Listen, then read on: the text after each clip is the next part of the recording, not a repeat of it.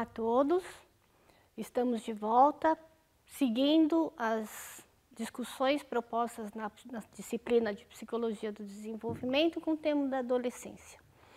Na aula passada nós vimos alguns aspectos iniciais que caracterizam essa etapa, quando ela surge, que há uma maneira muito complexa de entender a adolescência, que sofre transformações ao longo da história.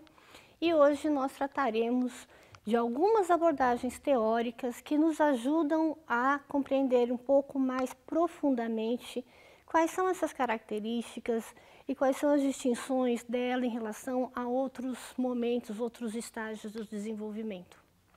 Nós iniciaremos com um reconhecimento de algumas características que são universais.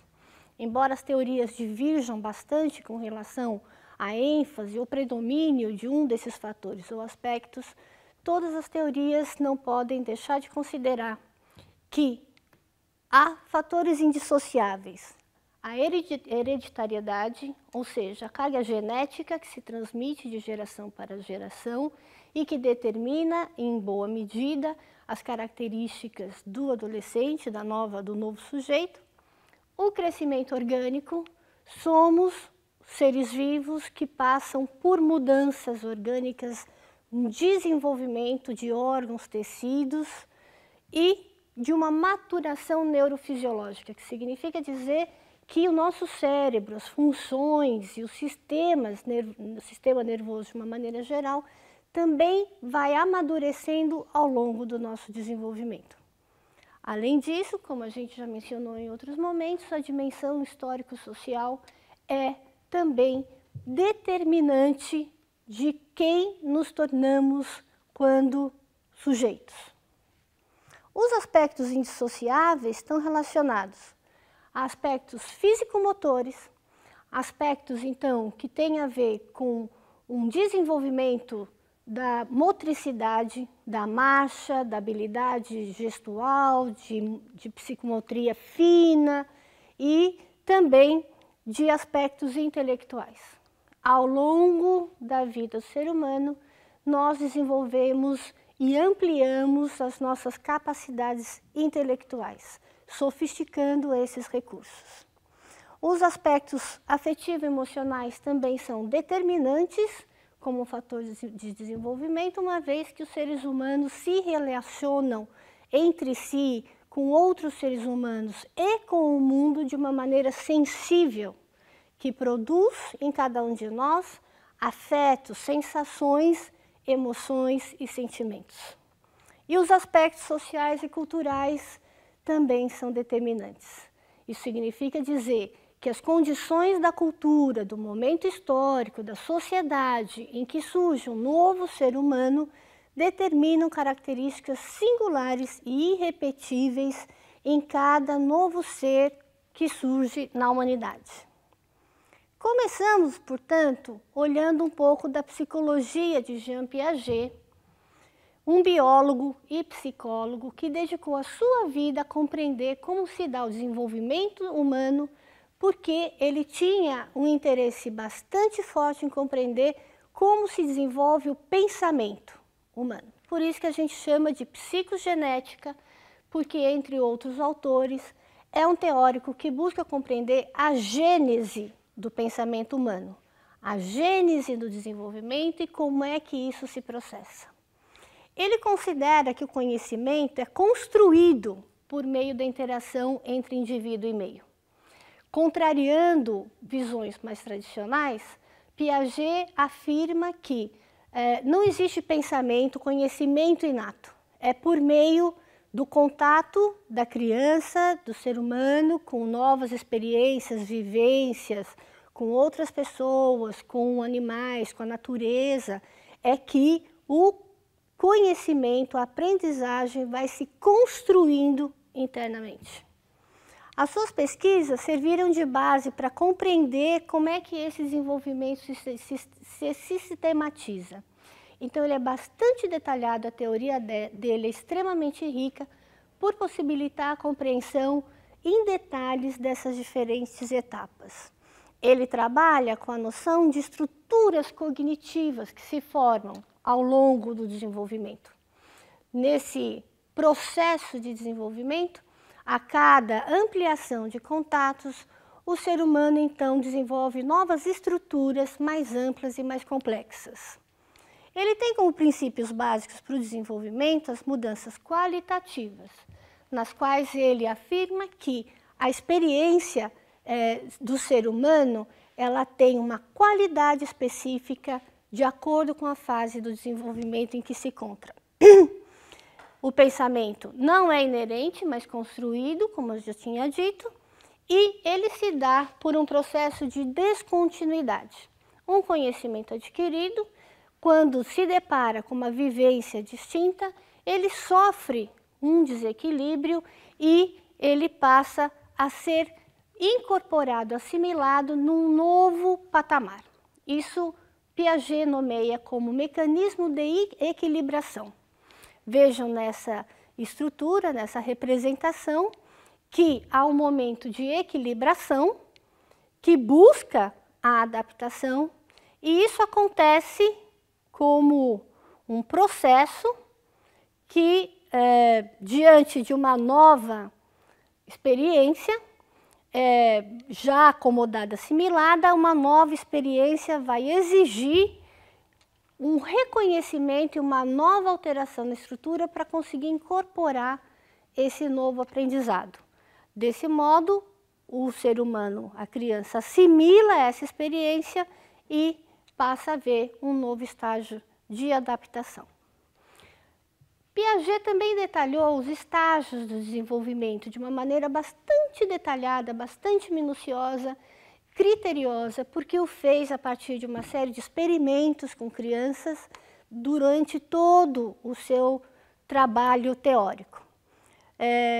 Sem entrar em detalhes, a gente observa que nessas categorias, nos estágios que o Piaget define, a criança passa de um momento que é bastante tátil, bastante sensório, quer dizer, de contato com a realidade, com os experimentos as experiências que o meio proporciona, vai sofisticando essas estruturas e esse desenvolvimento cognitivo, afetivo, até que, ao chegar na adolescência, ele nomeia como um estágio de operações formais e abstratas, a criança, por volta dos 11 anos, dali por diante, ela passa a deduzir, tirar conclusões das experiências a partir de hipóteses.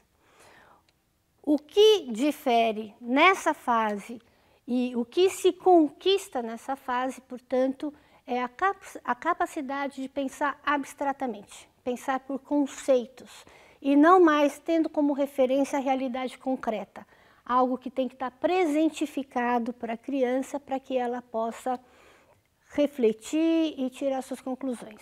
Aqui, as crianças já entrando na adolescência começam a poder pensar por conceitos e por valores, conceitos imateriais, como bondade, como beleza, como justiça, que, não sendo aspectos que se possam materializar, ficam um pouco difíceis de serem percebidos por crianças nas etapas anteriores. E aqui, essa característica extremamente sofisticada do ser humano se instala. Distingue, portanto, entre o que é real e o que é possível. Então, quanto o presente, quanto o que pode ser projetado para o futuro. Planejar, antecipar, imaginar situações futuras, não presentes naquela dada realidade. Sistematiza a resolução de problemas por conta dessa característica e flexibilizam as alternativas de solução para determinados problemas. Conseguem considerar que existe uma maneira ou outra, avaliar entre as melhores ou as menos importantes para a resolução de algum problema. Outro teórico que também nos ajuda a compreender as etapas do desenvolvimento de uma outra, com um outro enfoque, com uma outra maneira de perceber, é Henri Vallon. é um psicólogo, médico e psicólogo francês, que também busca saber a gênese do pensamento e do desenvolvimento. Mas Vallon coloca a ênfase da sua teoria nos aspectos emocionais e motores. A afetividade para Vallon é o conceito-chave para a ideia de desenvolvimento. Porque para ele, a partir das relações afetivas, da relação com o outro, é que alternam-se outros aspectos que promovem o desenvolvimento. Então, no estado inicial, a consciência é nebulosa, é uma massa disforme, e ela vai se diferenciando ao longo do desenvolvimento. A distinção entre o eu e o outro só consegue acontecer progressivamente no desenvolvimento, e não de uma maneira marcada. É um processo que vai ganhando em qualidade. Ele trabalha com os princípios da predominância funcional, isso quer dizer, do caráter, predomina em determinadas fases o caráter afetivo e, em outras fases, o caráter intelectual. Há um outro princípio que é o da alternância funcional. Aqui, tanto dependendo do caráter afetivo ou intelectual, o sujeito tende a ficar mais voltado para dentro ou para fora, para aspectos internos ou aspectos externos. E o desenvolvimento se dá a partir da maturação do sistema nervoso e do sistema motor também.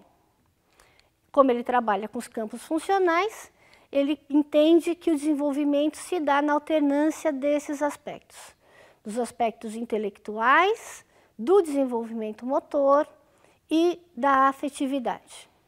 É uma frase dele, essa que está aqui. A pessoa é o todo que integra esses vários campos e é ela própria um outro campo funcional.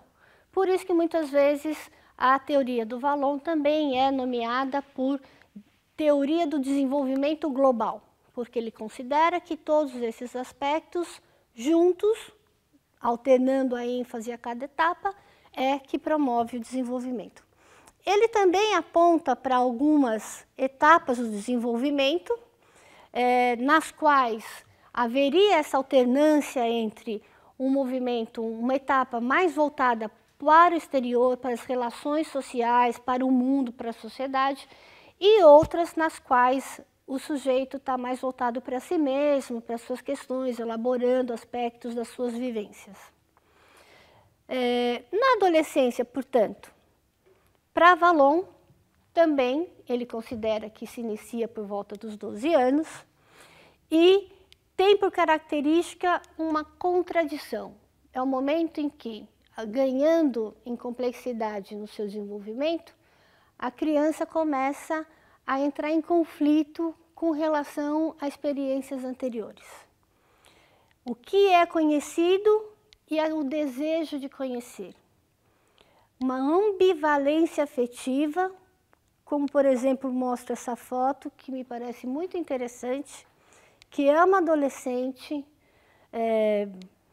com uma estética bem marcada, diferenciada, com os cabelos pintados e colocados assim dessa maneira tão forte e, ao mesmo tempo, com uma chupeta.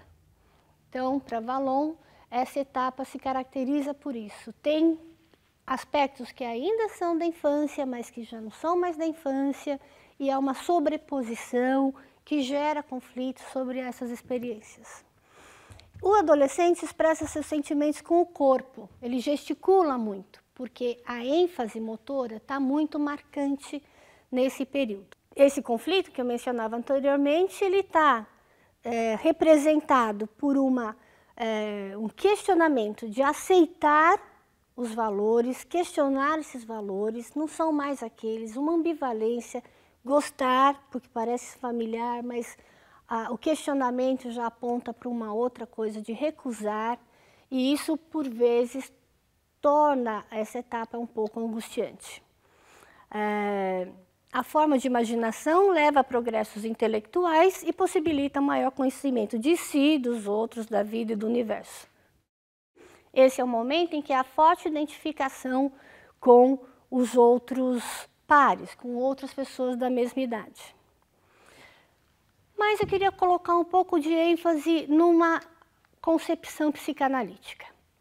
A Arminda Belasturi e o Maurício Knobel formularam uma teoria sobre que eles chamaram de adolescência normal. Essa é uma frase do Knobel.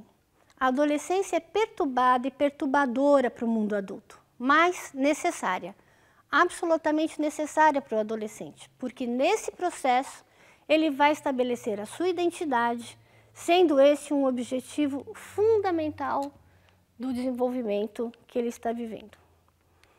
Então, eles apontam que a etapa do desenvolvimento da adolescência se caracteriza por 3 lutos. O adolescente tem que lidar com situações de perda. Quais seriam esses lutos?